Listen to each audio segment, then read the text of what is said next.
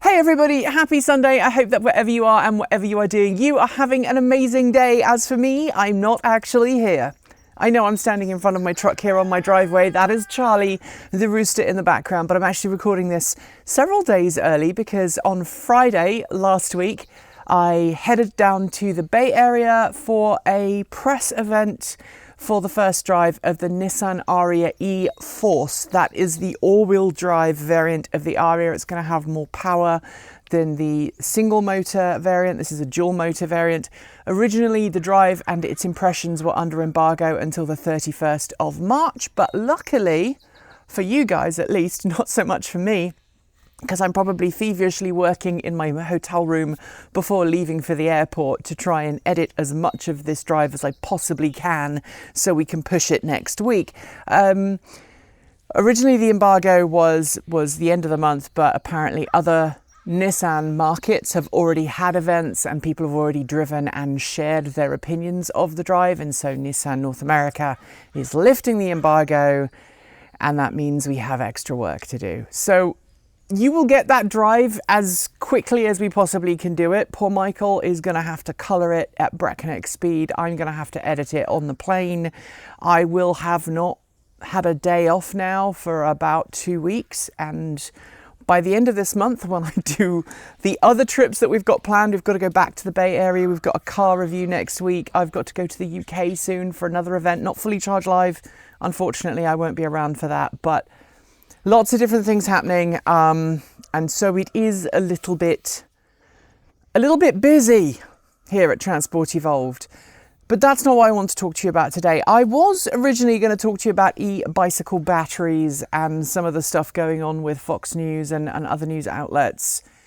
Instead, though, I want to talk to you about the EV9 that Kia has gradually been releasing details about and teasing us with over the last couple of months, and the concept of the EV9 being more than a car, the concept of the EV9 being a place where you're going to want to spend time with your family. And it's got me thinking, especially since I have been watching the most excellent retro-futurism show on Apple TV recently about, selling a place to live on the moon.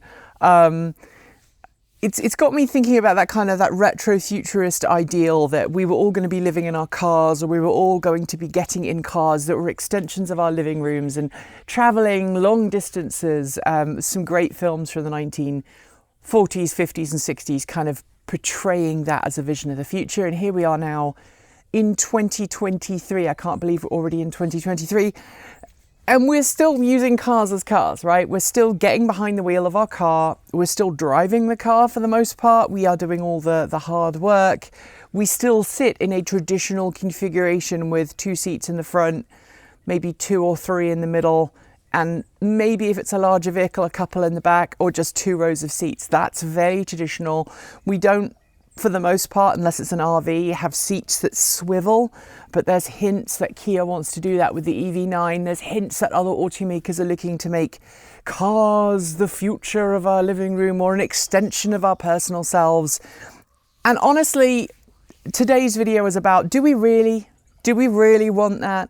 I know that when we sit and we charge our cars at a rapid charging station, for those of us who are lucky enough to have off-street parking and charging like I do, I have way too many charging stations. I think we have 5 now. I charge overnight, right? And I only ever charge when I'm doing a long distance trip. We recently had to go to Mosier in Oregon in the truck, and we were able to go there and come back on a single charge, which is the first time I've ever had to do that on a single charge. Previously, we had to stop and charge the bolts when we took them, but the truck is large enough and comfortable enough to just do that in one seating.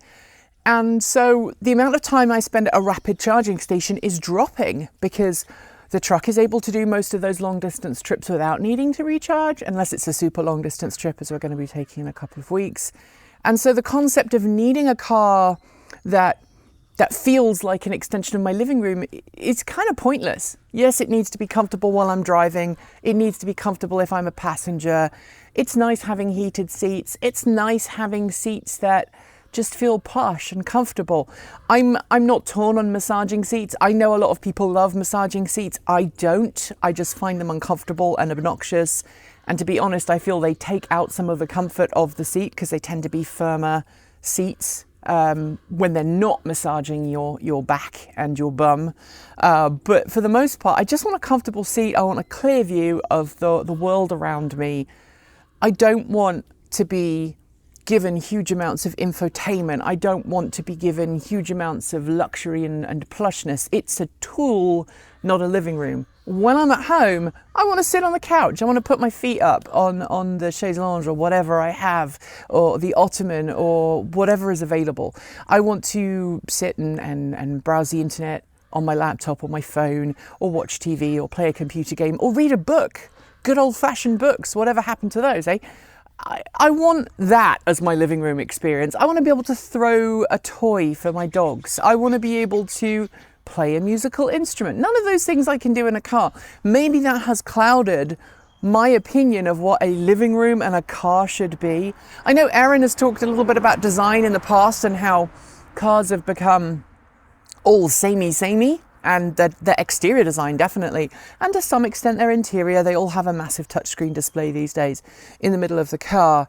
But I still don't get the concept that we want our cars to be a second home away from home, a living room on wheels, because for the most part, I try and spend as little time in my car as possible. And I do not know a single person on this planet who thinks otherwise, unless they happen to live in their car.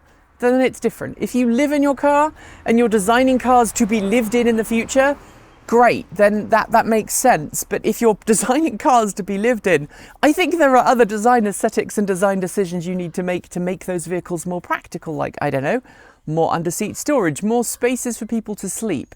And then you're talking at a completely different purpose, other than just, let's make this plush, let's make the seats rotate, let's make everybody want to spend time in this car. Because I don't think that's how it is. And even for EVs, case in point, if you are driving somewhere and you are a couple with no kids and you don't have any dogs or any animals with you, maybe you turn up at the charging station, you go and get food, and then you sit in the car and you eat the food and you talk and you have your drink or whatever. That's what my partner and I do most of the time. But if you have kids, they need a wee. They need to get out. If you have dogs, they need a wee. They need a walk. Let them out of the car. And to be honest, you could probably benefit from having a bit of a perambulation while your car charges. So there's no need for you to have this living room on wheels feeling for the 20 to 45 minutes that it will take your car to rapid charge. Am I wrong?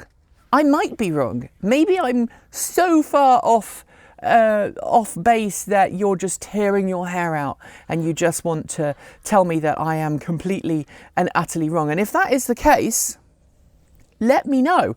There are ways of letting us know. You know what to do. You can leave your thoughts in Discord, in our chat room.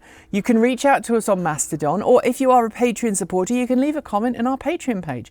If you want more, subscribe, hit the bell, and follow the links below to regularly support us with a Patreon membership or a YouTube subscription. You'll also find links to our Ko-fi, Bitcoin, and Sag store, as well as that aforementioned Mastodon server. Scrolling on my right is the list of amazing charged up supporters, and shout outs go out to our self-driving tier supporters. They are Mike Weeder, Denny Hyde, Linda Irish, Lance Scholl, Mark Eggleton, Cyprien Laplace, John Trammell, Alan Tupper, Chris Maxwell, Brian Newton, Bennett Elder, Andrew Martin, Sean Tucker, Pedro Mora Pinheiro, Kyle Hodgson, Tony Moss, Brophy Wolf, Kyle Fox and Hay Esker, Tesla in the Gong, Dan Blair, Peter Dillinger, Gordon C, Stefan Fremgen, Stephen Williams, Regine Fellows, Chris Asentar and Jim Burness. And finally, out of this world thanks to our top tier supporters. They are John L. Henderson, Clay Witt, CPU Freak 101, John Lyons, Kevin Burrowbridge, Andrew Glenn, Joe Hughes, Dave Kitchen, Joe Bresney, Nigel S,